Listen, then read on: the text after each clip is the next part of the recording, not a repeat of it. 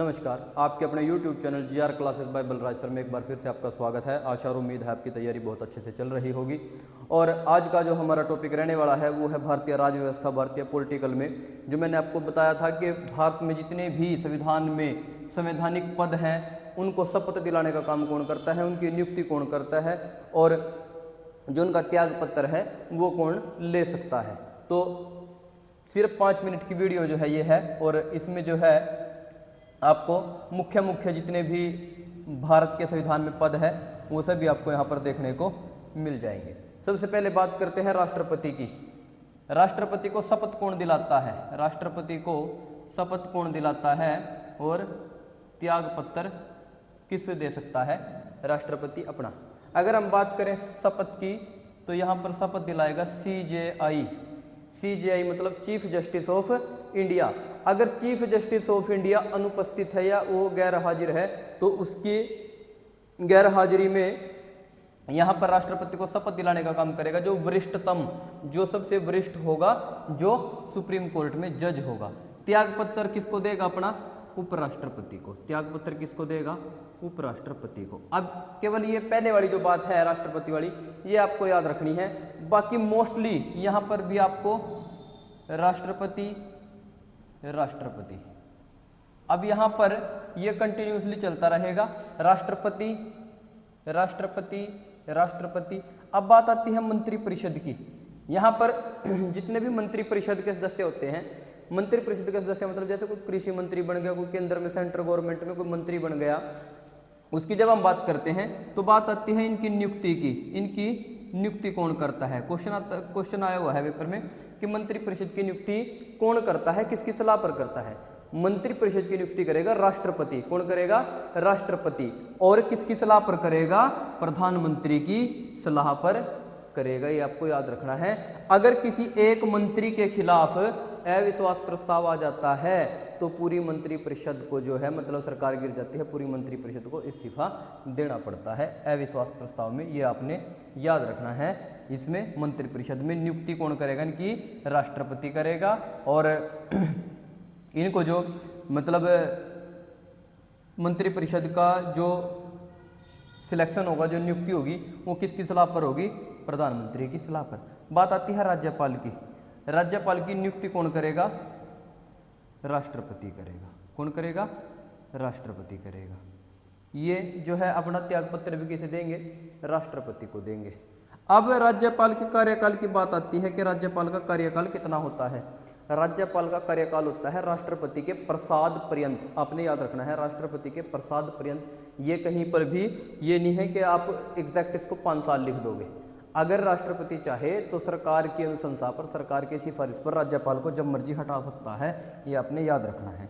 मुख्यमंत्री, अब इसकी जो है मुख्यमंत्री देखिए चुनकर आते हैं मुख्यमंत्री, आपको पता ही है। जैसे प्रधानमंत्री लोकसभा राज्यसभा से आते हैं, मुख्यमंत्री वैसे विधानसभा से, ये विधान परिषद से आ सकते हैं। अब यहाँ पर इसकी जो शपथ दिलाने का काम करेगा, इसको शपथ वो करेगा भाई आपका राज्यपाल। कौन करेगा? राज्यपाल। और ये अपना इस्तीफा भी किसको देगा? राज्यपाल को। इस्तीफा भी अपना किसको देगा? ये राज्यपाल को। आपने याद रखना है। महान्यायवादी, महान्यायवादी जो सेंट्रल गवर्नमेंट में है उसकी नियुक्ति, उसको शपथ दिलाने का काम करेगा राष्ट्रपति। उसको शपथ दिलाने का काम कौन करेगा? राष्ट्रपति। और इसका कार्यकाल भी जो है राष्ट्रपति के प्रसाद पर्यंत होता है। महाधिवक्ता जो राज्य में है उसकी नियुक्ति राज्यपाल के द्वारा की जाती है सरकार की सिफारिश पर, और इसका कार्यकाल भी राज्यपाल के प्रसाद पर्यंत होता है। अब जिला में जैसे जिला परिषद है, ब्लॉक समिति के मेंबर हैं, और उसके बाद जो है हमारे जो पंचायत में सरपंच हैं, वो जिला में जो जिला परिषद होता है उसको शपथ दिलाने का काम करता है डीसी, जो डिप्टी कमिश्नर होता है, जो उपायुक्त होता है जिले का, वो करता है। जहाँ पर कमिश्नर होते हैं वहाँ पर वो कमिश्नरियाँ होती हैं, लेकिन जिले में ज़्यादातर आपको क्या मिलेगा? उपायुक्त मिलेगा, जिसे हम डिप्टी कमिश्नर कहते हैं। उसके बाद अगर कहीं आयुक्त है तो वो दिलाने का काम करेगा। उसके बाद जो ब्लॉक है, ब्लॉक स्तर पर BDPO जिसे हम कहते हैं ब्लॉक डेवलपमेंट पंचायत ऑफिसर।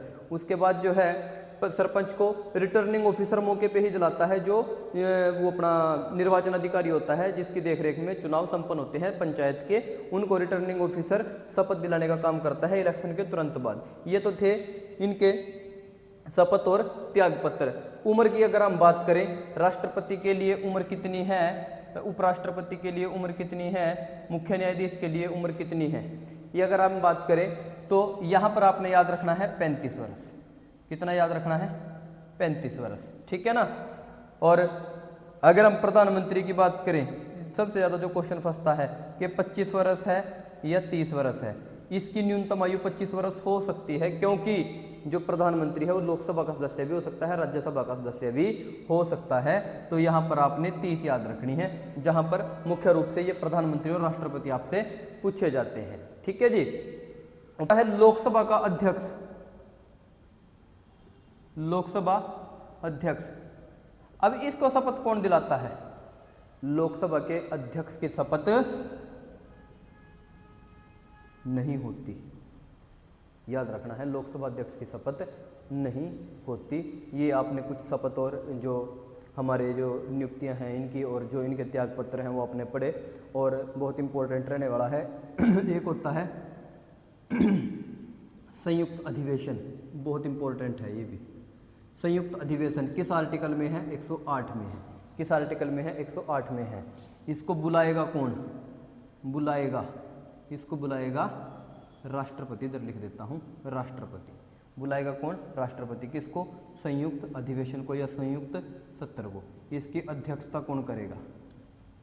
इसकी अध्यक्षता करेगा लोकसभा का अध्यक्ष। ये आपने याद रखना है, लोकसभा का अध्यक्ष इसकी जो है वो अध्यक्षता करेगा। एक होता है कैग, जिसे आप कंट्रोलर अटॉर्नी जनरल कहते हो, नियंत्रक महालेखा परीक्षक। इसकी नियुक्ति शपथ इसको भी राष्ट्रपति दिलाता है, ये आपने याद रखना है। तो इस तरह से ये आप एक टॉपिक जो है वो कवर कर सकते हो, शपथ का और त्यागपत्र का और नियुक्तियों का। आशा और उम्मीद है आपके जो तैयारी चल रही है उसमें ये हेल्पफुल साबित होगा, क्योंकि छोटे छोटे क्वेश्चन ही आपको फंसा देते हैं कई बार। तो बने रहे GR क्लासेस के साथ। धन्यवाद, नमस्कार, आपका दिन